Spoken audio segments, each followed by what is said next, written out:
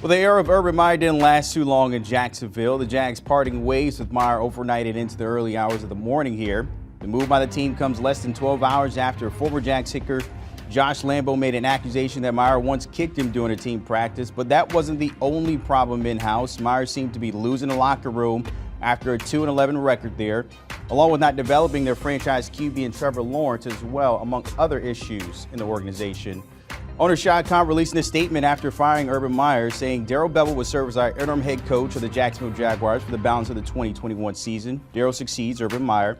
After deliberation over many weeks and a thorough analysis of the entirety of Urban's tenure with our team, I am bitterly disappointed to arrive at the conclusion that an immediate change is imperative for everyone. I informed Urban of the change this evening. As I stated in October, regaining our trust and respect was essential. Regrettably, it did not happen. All right, let's welcome in senior NFL writer Jason Canfora with more on this. In JOC, this happened overnight, but a lot building up to this moment. What more can you tell us about Shad Khan deciding to fire Urban Meyer here?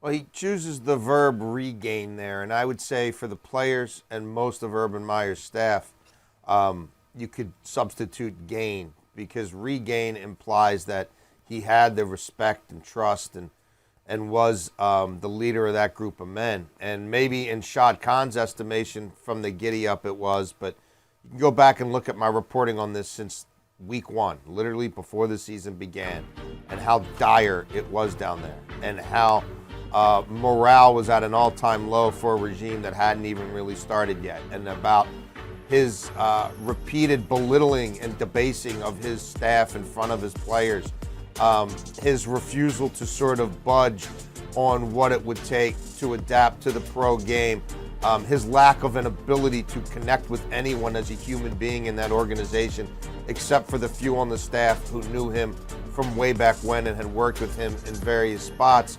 He couldn't put an offense together that worked. The team is dysfunctional on the field and off. It's been one scandal after the next. The hiring of the strength coach, the Tim Tebow debacle. We could go on and on and on. The reality was this wasn't working on any level. Never showed any signs of working on any level.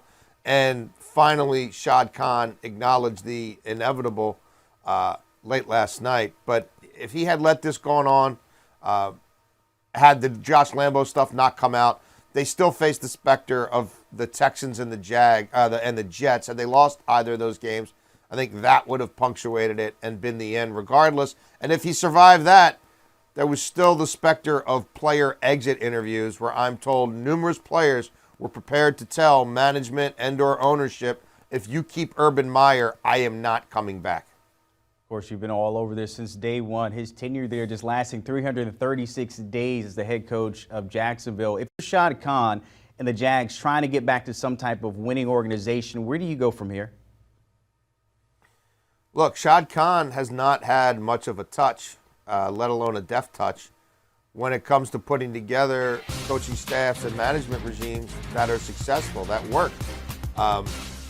I would imagine at this point in time, given what a debacle this was and given how unfit Urban Meyer was for the NFL, that he would hedge his bets and that he would skew towards people who have at least something of a track record in the NFL and who have a definite track record of character, integrity, leadership, the ability to adjust and adapt at the NFL level, whether that's a Todd Bowles, defensive coordinator of the Bucs, whether that's a Dan Quinn, defensive coordinator of the Cowboys. I'm not sure he would go there because he hired a former Pete Carroll defensive assistant before and Gus Bradley, and that didn't work. Whether it's a Doug Peterson, who I'm old enough to remember winning a Super Bowl in Philadelphia where they said nobody will ever win a Lombardi trophy. I certainly don't see him dipping back into the college ranks. I would note someone like Josh McDaniels, who does have head coaching experience and who has interviewed for the Jags head coaching job in the past. But again, we're mere hours into this. So, and Khan himself said in his statement he doesn't really plan on addressing much of this until the new year. But certainly big changes afoot. Yeah, the next head coach would be the fifth one since he purchased the team back in 2011. So obviously there's been no success in the last 10 or 12 years. But Whoever that guy is, JOC, what could that person be facing with rebuilding this team, getting Trevor Lawrence up to maybe one of those top tier prospects or QB1s out there if we're looking in the future for the Jacksonville Jaguars? Well, I mean, look, they're going to be picking really high again. So, you're going to have the ability to continue to stock that cupboard. There may be a veteran or two that you can trade for some additional draft picks. But the job is going to be about making Trevor Lawrence look like one of the best quarterbacks on the planet, which he's been for his age group his entire life, up until Urban Meyer laid hands on him.